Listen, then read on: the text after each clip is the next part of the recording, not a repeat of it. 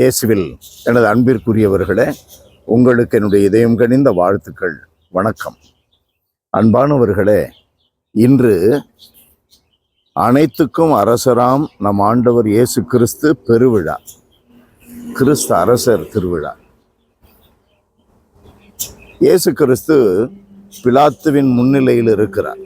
இன்றைய நற்செய்தி பகுதி யோவான் 18:33-37. கைதியாக பிலாத்துவின் முன் நிற்கிறார். அந்த வேளையில், நீ யூதரின் அரசனா என்று கேள்வி எழுப்புகிறார். ஆண்டவர் இயேசு சொல்லுகிறார், என்னுடைய ஆட்சி இந்த உலக ஆட்சி போன்றது அல்ல.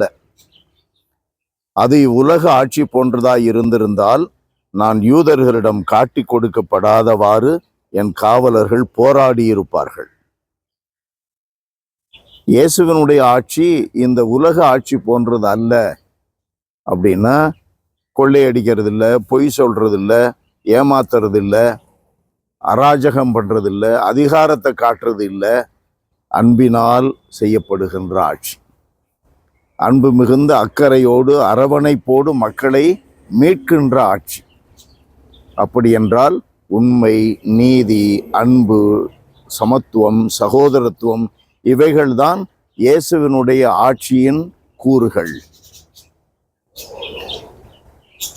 ஆகவே இந்த உலக ஆட்சிக்கும் இயேசுவினுடைய அரசாட்சிக்கும் மிகப்பெரிய வித்தியாசம் மட்டுமல்ல, நேர் எதிரானது. அதனால்தான் 17:14 ஆண்டவர் சொல்லுகிறார், நான் இந்த உலகத்தை சார்ந்தவனாக இராதது போல நீங்களும் அவர் மீது நம்பிக்கை கொண்டவர்கள், நீங்களும் இந்த உலகத்தை சார்ந்தவர்கள் அல்ல. அதனால்தான் நாம் பிலிப்பியருக்கு எழுதப்பட்ட திருமுகத்திலே கூட பவுலடியார் சொல்லுவதை பார்க்கிறோம், வானகமே நம்முடைய தாய் நாடு. இந்த உலகம் ஒரு கூடாரம், தற்காலிகமாக தங்குகிற இடம். தற்காலிகமாக தங்குகிற இடத்திலே நாம் வேரடித்து விடக்கூடாது. அது உலக நியதிகளின்படி நடப்பதுதான் வேரடிப்பது.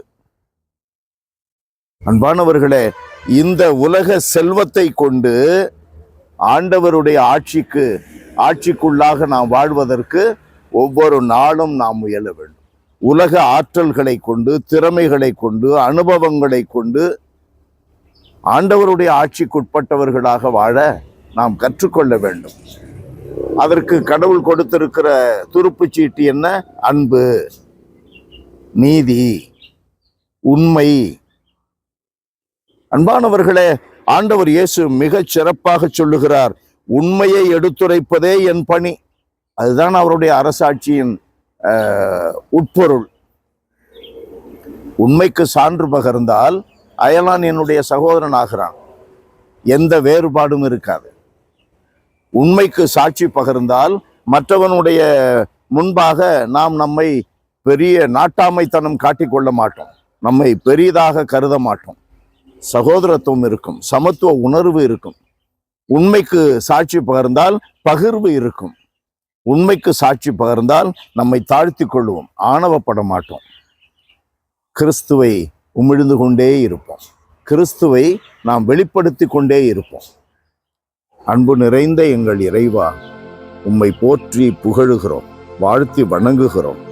ஆண்டவரே, எங்களை என்றும் நீர் ஆளுவதற்கு, அரசராக இருக்க, தயவுடன் இருக்க உம்மை மிகுந்த தாட்சியோடு கெஞ்சி கேட்கிறோம்.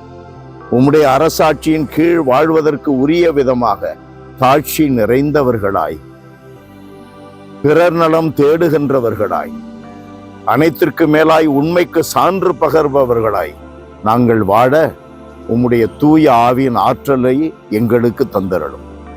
இயேசுவின் பெயரால் மன்றாடுகிறோம் தந்தையே. ஆமென், ஆமென்.